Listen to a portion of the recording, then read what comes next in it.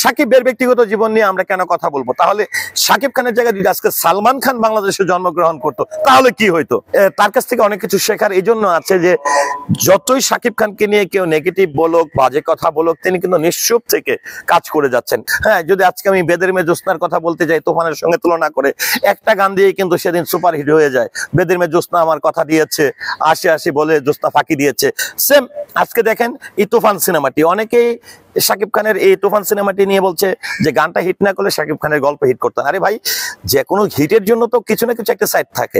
একটি গল্পের প্রতিটা দৃশ্য কিন্তু কখনো ভালো হয় না। দেখেন, আপনারা একটি জিনিস জানেন যে সাকিব খান কিন্তু বাংলা চলচ্চিত্রের জন্য একটি ইতিহাস বলবো, কেননা যে 25 বছর একচেটিয়া একটি কেরিয়ারকে ধরে রাখা এবং প্রতিনিয়ত নিজেকে পরিবর্তন করে আপের দিকে যাওয়া, যেখানে উন্নত বিশ্বের সঙ্গে আমাদের এই ছোট্ট পরিসরের এই বাজার বা মার্কেটে কিন্তু এই প্রতিযোগিতার মার্কেটে আমি মনে করি যে এখনো সাকিব খান কিন্তু একটা ফ্যাক্ট। ইন্ডাস্ট্রি ধ্বংসের মূল কারণ হচ্ছে আমরা চলচ্চিত্রকে বলি পরিবার, কিন্তু আসলে কি মনে প্রাণে আমরা পরিবার হিসেবে সেটাকে মনে প্রাণে ধারণ করি?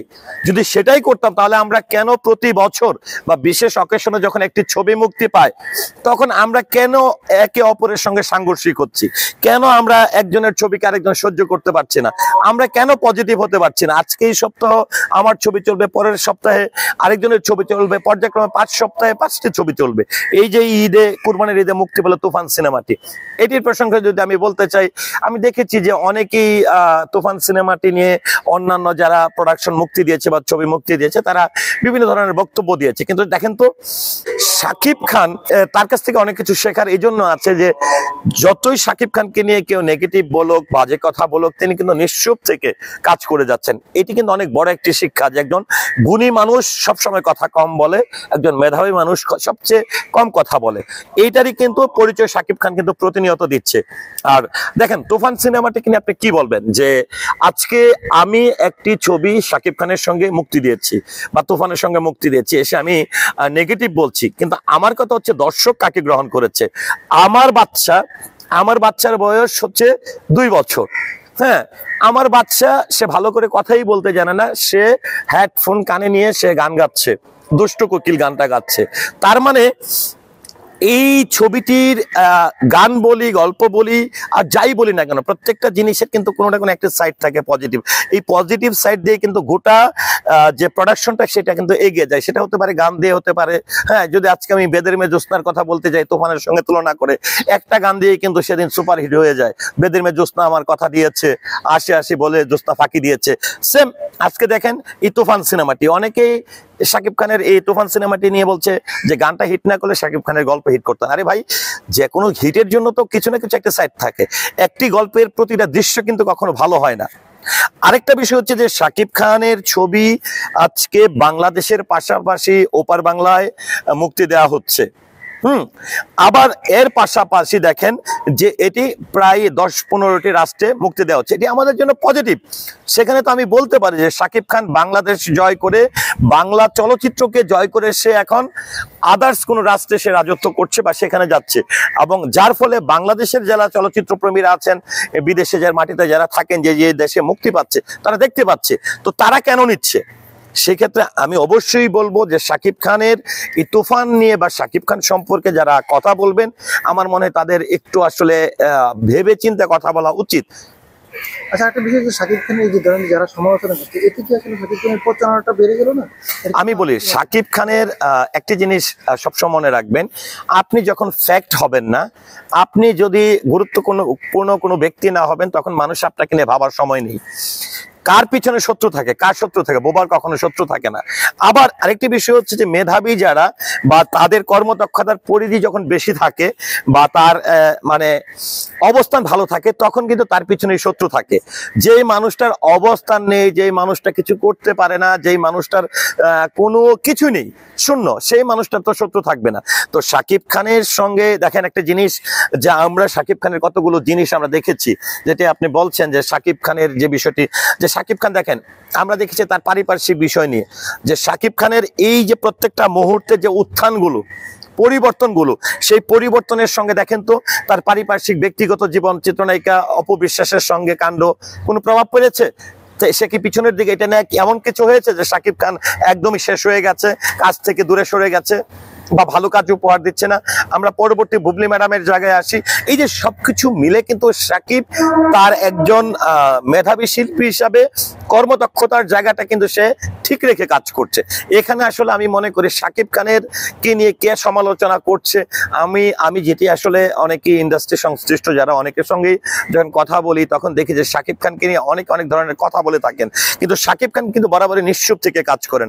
এটা কিন্তু একজন মেধাবী মানুষের অনেক বড় একটি গুণ।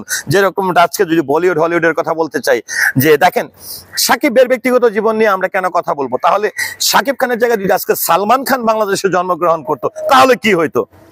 ক্যাটরিনা কাইফ থেকে শুরু করে কার সঙ্গে তার মানে ব্যক্তিগত জীবনের রিলেশন ছিল না, হ্যাঁ, সে তো এখনো বিয়েই করতে পারেনি। তো সেখানে সাকিবে আমার মনে হয় সাকিব ভাইয়ের দুর্ভাগ্য, যেরকমটা আমরা অনেক সময় বলি যে হুমায়ুন ফরিদি ভাইয়ের মতন একজন শক্তিমান অভিনেতার জন্ম যদি বাংলাদেশে না হয়ে বলিউডে হতো তাহলে মনে হয় সে আজকে ইন্টারন্যাশনাল মাপের একজন শিল্পী হতো এবং তার মেধার মূল্যায়ন হতো। তা আমাদের দেশে আজকে দেখেন সাকিব ভাইকে নিয়ে আপনি কেন কথা বলবেন? সাকিব ভাই কোথা থেকে উঠে আসছে আজকে? এরকম আজকে যদি বলতে চাই সাকিব খানের সঙ্গে আমরা একজন সাকিব খানের সঙ্গে কিন্তু আমরা আর 5টা হিরো উঠে আসতে পারছি না। কিন্তু সাকিব খান যখন উঠে এসেছে তখন মান্না ভাই ছিল, সাকিব খান যখন উঠে এসেছে তখন আমিন খান ভাই ছিল, বাপ্পারাজ ভাই ছিল, অমিত হাসান ভাই ছিল। অনেক গুণী অভিনেতাদের সঙ্গে কাজ করে নিজেকে তিলে তিলে আজকে নাম্বার 1 হয়েছে। সেখানে সাকিব ভাইকে নিয়ে আমরা কথা বলতে গেলে অবশ্যই আমি মনে করি সাকিব খানের যোগ্যতার সঙ্গে আমাদের যোগ্যতা মিলিয়ে তারপর কথা বলা উচিত। দেখেন আপনারা একটি জিনিস জানেন যে সাকিব খান কিন্তু বাংলা চলচ্চিত্রের জন্য একটি ইতিহাস বলবো, কেননা যে 25 বছর একচেটিয়া একটি ক্যারিয়ারকে ধরে রাখা এবং প্রতিনিয়ত নিজেকে পরিবর্তন করে আপের দিকে যাওয়া, যেখানে উন্নত বিশ্বের সঙ্গে আমাদের এই ছোট্ট পরিসরের এই বাজার বা মার্কেটে কিন্তু এই প্রতিযোগিতার মার্কেটে আমি মনে করি যে এখনো সাকিব খান কিন্তু একটা ফ্যাক্ট। আমরা দেখেন যে আমরা যদি বলতে চাই গত করোনা পরিস্থিতির আগে আমরা এমনটা দেখেছিলাম যে অনেকেই বলেছিল এবং গুঞ্জন ছিল যে সাকিব খান দীর্ঘদিনের একটা গ্যাপ পড়ে গেছেন, তিনি হয়তো বাংলাদেশে কামব্যাক করবেন না আমেরিকা থেকে, তারপরে কিন্তু হয়তোবা আর আসার পরে ঘুরে দাঁড়াতে পারবেন না। তো আসলে আমি যেটি বলবো যে সাকিব ভাই আসলে এত মেধাবী, ওনাকে তার মেধার ক্রেডিটটা দিতেই হয়, কেননা এই করোনা পরিস্থিতির পরে এসে দেখেন যে লিডার আমি বাংলাদেশ তোপ খানের যে ছবিটি, এইটি দিয়ে কিন্তু তিনি কিন্তু নিজের অবস্থানকে পরিবর্তন করেছে।